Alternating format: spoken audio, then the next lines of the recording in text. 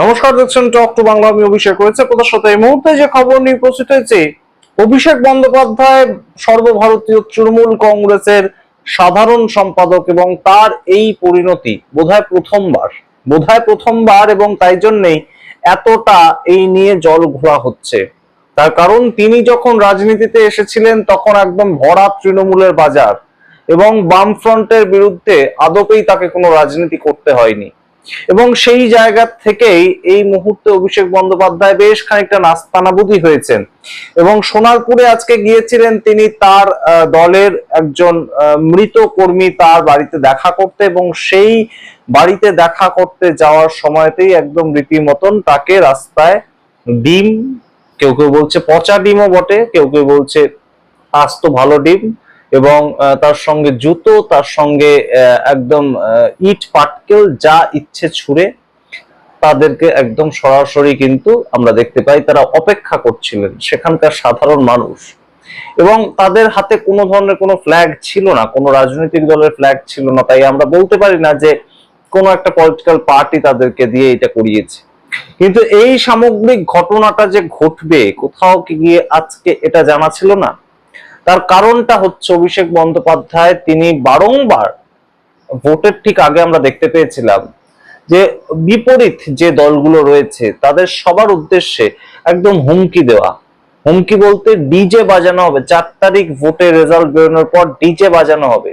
এবং এই যে ডিজে আজকে বাজছে, এই ডিজে যদি সাধারণ মানুষ যেভাবে আমরা দেখতে পেলাম, আপনারাও দেখলেন, চোর চোর স্লোগানে একদম রীতিমতন মুখরিত ছিল জায়গাটা। সোনারপুরে যখন তিনি গেলেন সেখানে একদম মানুষজন আগে থেকে অপেক্ষা করছিলেন এবং সেখানে ঝাঁটা থেকে জুতো থেকে পাথর থেকে সমস্তটা, এবং কেউ একজন তাকে একটা ক্রিকেট খেলার হেলমেট মাথায় দিয়েছিলেন বলে আজকে হয়তো পশ্চিমবঙ্গের যে রাস্তা সেখানে আমরা অন্য ধরনের কোনো ক্ষতিগ্রস্ততা, অর্থাৎ সেই ক্ষতি হয়ে যাওয়ার মতন একটা ছবি সেটা না দেখে আমরা দেখলাম শেষ পর্যন্ত তিনি অ্যাপোলো হসপিটালে গেলেন, শেষ পর্যন্ত সেখানে তিনি থাকলেন না। সেখানে তার যে প্রাক্তন মুখ্যমন্ত্রী গেছিলেন তাকে বেলভিউ নার্সিং হোমে নিয়ে যাওয়া হলো, কিন্তু সেখানেও আমরা দেখলাম বেলভিউতে একই ধরনের ট্রিটমেন্ট করা হলো। তার কারণ আদপে তার ততটা লাগেনি। এবং যে প্রেসক্রিপশনটা আপনারা দেখছেন একদম বেলভিউয়ে সেখানে লেখা আছে, দেখুন, বেলভিউ ক্লিনিক, মিন্টু পার্কে, আপনারা জানেন কলকাতা শহরে মিন্টু পার্ক এলাকায়। তো সেখানে একদম লেখা আছে স্পষ্টত, patient came to the hospital and got checked, অর্থাৎ পেশেন্ট হসপিটালে এসেছিল এবং তাকে চেক করা হয়েছে। এটা সম্পূর্ণ তার প্রেসক্রিপশন সহ তার যে কেস ডিটেলসটা সমস্তটা লেখা আছে। তো সেখানে তার কোনো ধরনের কোনো ফিজিক্যাল সাইন অফ ইনজুরি দেখা যায়নি, শুধুমাত্র তার কিছু বাহ্যিক ইনজুরি ছিল, ফিজিক্যাল ইনজুরি তেমন ভাবে দেখতে পাওয়া যায়নি। এবং তার পরবর্তীতে লেখা, the patient is talking and is fully conscious and oriented. Patient সম্পূর্ণভাবে কথা বলছে এবং ওরিয়েন্টেড কথাবার্তা বলছে, মানে ভুলভাল বকছে না। এবং তিনি কনসাস ছিলেন, কনসাস বলতে একদম তার সেন্স ছিল, তার কোনো অসুবিধা ছিল না। এবং তার পরবর্তীতে যিনি লিখছেন প্রেসক্রিপশনটা, তিনি লিখছেন, hence patient does not require any admission. একদম সরাসরি এই মুহূর্তে পেশেন্টের কোনো রকম কোনো অ্যাডমিশনের দরকারই নেই। কিন্তু যেটা হলো সেটা কি হলো বলুন তো, এই যে পেশেন্ট, অর্থাৎ আজকের যিনি একদম রীতিমতন সারা ভারতের বিভিন্ন ইউটিউব চ্যানেল থেকে ভারতবর্ষের বিভিন্ন আমরা দেখতে পেলাম নিউজ চ্যানেলগুলো কভার করেছে, সেই সমস্ত জায়গায় যিনি ছড়িয়ে পড়লেন, যেটা হলো এই মুহূর্তে তার সিকিউরিটি ভোটের রেজাল্টের পরবর্তীতেই নতুন সরকার তুলে নিয়েছিল, কিন্তু তার সিকিউরিটি আবার কিছুটা তাকে ফিরিয়ে দেওয়া হলো। এবং কোথাও কি গিয়ে এটাই চাহিদা ছিল আমরা জানি না, তবে অবশ্যই এই প্রশ্ন এই মুহূর্তে ঘুরপাক খাচ্ছে। তার কারণ কিছু সাধারণ কিছু ট্যাবলেট, প্যান 40টা আমরা একদম খুব পরিচিত একটা ট্যাবলেট সেই হিসেবে দেখতে পাচ্ছি, বাদ বাকি কিছু একদম দিয়ে দেওয়া হয়েছে এবং দিয়ে তাকে ছেড়ে দেওয়া হয়েছে। তো ফাইনালি তাকে রাখা হয়নি।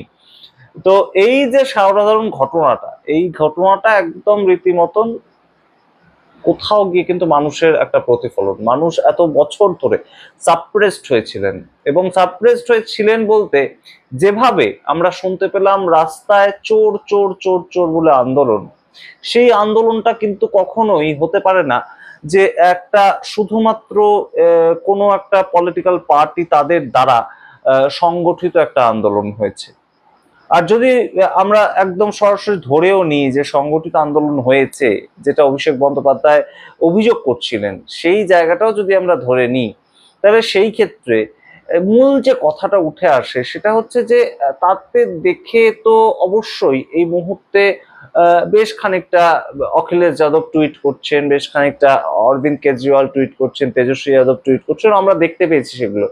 কিন্তু ভাবুন তো 2021 সালের মতন যদি রেজাল্টটা হতো 2026-এ, যদি কোথাও গিয়ে রেজাল্টটা সম্পূর্ণ উল্টো হতো, তাহলে আজকে কোন জায়গায় এই ভায়োলেন্সটা পৌঁছাতো? কিছু ডিম, কিছু ইট, কিছু ঝাঁটা, এইটুকুর মধ্যেই কি কোথাও গিয়ে সীমাবদ্ধ থাকতো সম্পূর্ণ বিষয়? আমরা অবশ্যই এখনো পর্যন্ত এই যে বিষয়গুলো ঘটছে, এই সামগ্রিক যা যা পোস্টপোল ভায়োলেন্সের নামে ঘটছে, আমরা নিন্দা করি। যে কেউ যদি ঘটাক তার সেটা নিন্দা করা হয় অবশ্যই। কিন্তু একটা নতুন সরকার এসেছে এবং সেই নতুন সরকারের বিরোধিতা করার জন্য যদি একদম বিরোধী দল প্রথম থেকেই তাদেরকে কোনোভাবেই কোনো সময় না দিয়ে একদম মুখিয়ে থাকে, তাদের কাজ করবার আগেই তারা যদি মুখিয়ে থাকে, রাস্তায় নামতে একদম উদ্যত হয়। আমরা জানতে পেরেছি অলরেডি যে 2রা জুন প্রাক্তন মুখ্যমন্ত্রী মমতা বন্দ্যোপাধ্যায় তিনি ধর্মতলায় ধর্ণা দেবেন এবং তার সঙ্গে বীরভূমে যাচ্ছেন অভিষেক বন্দ্যোপাধ্যায়। কিন্তু আজকে যে ঘটনাটা ঘটলো, সেই ঘটনাটা কোথাও কি গিয়ে একটু তাদের হঠকারিতা, অর্থাৎ তাদের যে আক্রমণের ভঙ্গি এবং সম্পূর্ণ দল যারা বাঁচাতে পারছে না এই মুহূর্তে, যারা সম্পূর্ণভাবে আমরা দেখতে পাচ্ছি প্রতিদিন তাদের ক্ষয়িষ্ণুতা বাড়ছে, দলের অভ্যন্তর থেকে ছেড়ে চলে যাচ্ছে, যাদেরকে তারা পিলার বলে মনে করছেন, তো সেই জায়গাটা কোথাও গিয়ে এই মুহূর্তে আহ সামাল দেওয়াটা একটু বেটার হতো না? এই বিষয়গুলো উঠছে এবং অবশ্যই এই মুহূর্তে যেভাবে একজন সাংসদ তিনি মার খেলেন রাস্তায়, সেটাও কিন্তু অবশ্যই বেশ খানিকটা ব্যতিক্রমী একটা ছবি।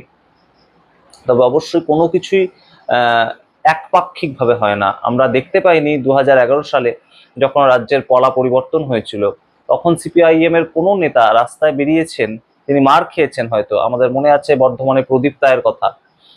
কিন্তু তিনি মার খেয়েছেন, হয়তো তাকে হয়তো হত্যা করে ফেলা হয়েছে, কিন্তু চোর বলে কেউ ডেকেছে, সেই ধরনের স্মৃতি আমাদের আসে না। এবং পিনারাই বিজয়ন রিসেন্টলি কেরালাতে যিনি সরে গিয়েছেন, কে স্ট্যালিন যিনি রিসেন্টলি সরে গিয়েছেন, তাদের কাউকে দেখেই চোর বলে ডাকা হয়েছে, এই ধরনের তো আমাদের স্মরণে আসে না। তাহলে পশ্চিমবঙ্গের ক্ষেত্রে এই ছবিটা ধরা পড়ছে কেন? তার মানে মানুষের অবশ্যই কিন্তু ক্ষোভ ছিল, মানুষের কোথাও গিয়ে কিন্তু পুঞ্জীভূত রাগ ছিল। আমাদের এই যে সামগ্রিক যে ভোটটা হলো, সেখানে 27 লক্ষ মানুষের যে ভোট দিতে পারলেন না, সেটাকে নিয়ে আলোচনা হতে পারে, তারা ভোট দিলে কি রেজাল্ট হতো, সমস্তটা ঠিক। কিন্তু এই যে মানুষ একদম সরাসরি প্রত্যেকটা জায়গাতে আমরা দেখতে পাচ্ছি চোর বলে আখ্যায়িত করা হচ্ছে, সেই জায়গাগুলো নিয়ে তো প্রশ্ন ওঠেই বটে। এবং অবশ্যই অভিষেক বন্দ্যোপাধ্যায়ের যে শব্দ চয়ন, তৃণমূল কংগ্রেসের মধ্য থেকেও একটা প্রশ্ন উঠছে। অরূপ চক্রবর্তী রিসেন্টলি একটা প্রশ্ন তুলেছেন, আমরা দেখতে পেয়েছি যে শব্দ চয়ন এইভাবে যদি নেতারা করেন, তাহলে তাদের তো সেটাকে সামাল দিতে পরবর্তী সময় একটু অসুবিধা হয় যদি ক্ষমতা হাত থেকে বেরিয়ে যায় তখন। তো সেই জায়গাটা অবশ্যই আজকে একটা অন্য ধরনের ছবি।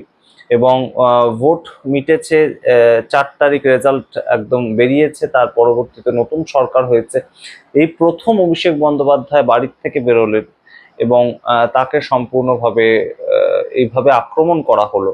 তো যারা আক্রমণ করলেন তারা কিন্তু একদম সাধারণ সাধারণ মানুষ, একদম সাধারণ গ্রামবাসী। একদম কোনোভাবেই কিন্তু তাদেরকে এভাবে দাগিয়ে দেওয়া যায় না যে তারা বহিরাগত, তারা বাইরের থেকে এসেছেন, তারা অন্য স্টেট থেকে এসেছেন। একদম সাধারণ গ্রামবাসী, সেখানকার মানুষজন, এলাকাবাসী একদম। এবং যেখানে তিনি গিয়েছিলেন সেখানে যদি পুলিশ গিয়ে, কেন্দ্রীয় বাহিনী গিয়ে তাকে উদ্ধার না করতো, তাহলে হয়তো আজকে আরো একটা খারাপ পরিস্থিতি তৈরি হতো। তাই এখন বোধহয় তৃণমূল কংগ্রেসের একটু উচিত কয়েকটা মাস অন্তত তাদের অবশ্যই কর্মীদের পাশে দাঁড়ানো উচিত, কিন্তু বোধহয় গ্রহণযোগ্য কোনো মানুষ কর্মীদের পাশে দাঁড়াতে গেলে সেটা হয়তো বেশ খানিকটা একদম সুরক্ষিত হতো বিষয়টা। আমাদের যা ধারণা সেটা কিন্তু আমাদের মনে হয় যে আরেকটু সিনিয়র কোনো লিডার যারা বহুদিন ধরে রাজনীতিতে আছেন, রয়েছেন তো, শোভনদেব চট্টোপাধ্যায় তো রয়েছেন, তিনি তো বিরোধী দলনেতা বর্তমানে। তো তাকে যদি পাঠানো যায় বা তাদের মতন একটা টিম করে যদি পাঠানো যায়, সেটা হয়তো একটু সুরক্ষিত হতে পারে। এবং অবশ্যই সেই জায়গা থেকে কেন্দ্রীয় বাহিনী এবং পুলিশের যে কাজ সেটাকে নিয়েও তো একটা জায়গা অবশ্যই তাদেরকেও আগে থেকে ইনফর্ম করে যাওয়া দরকার। এবং সম্পূর্ণ বিষয়টা যেটা ঘটেছে এটা নিয়ে তৃণমূল কংগ্রেস যে লড়াইটা করবে, সেই লড়াইটা কিন্তু ইতিমধ্যে আমাদের ভাবনা ছিল যে কয়েক ঘন্টার মধ্যে অন্তত তৃণমূল কংগ্রেস কয়েকটা মিছিল বের করবে, তাদের এত ক্যাডার ছিল, বিভিন্ন জায়গায় প্রতিবাদ হবে, কিন্তু কোথাও কিন্তু আমরা বিশেষ কিছুই দেখতে পেলাম না।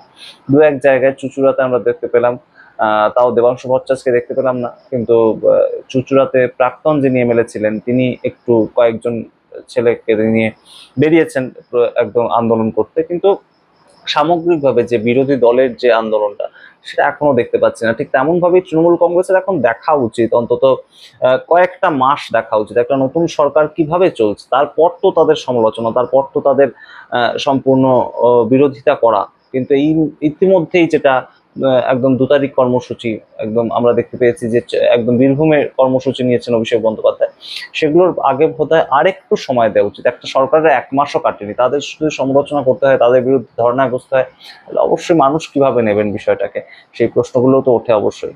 এই মুহূর্তে যেটা ঘটলো সেটা বোধহয় সম্পূর্ণটাই একদম পার্টির দ্বারা পরিচালিত, সেটা বলাটা খুব একটা উচিত হবে না। তার কারণ সাধারণ মানুষ রোষটা আমরা ভোট বাক্সে দেখতে পেয়েছি, ভোট বাক্সে পরবর্তীতে দেখতে পেয়েছি, সেইটারই কোথাও গিয়ে একদম ফিজিক্যাল একটা প্রতিমূর্তি আমরা কিন্তু দেখতে পেলাম। আপনারা কি মনে করেন অবশ্যই কমেন্ট বক্সে কমেন্ট করুন।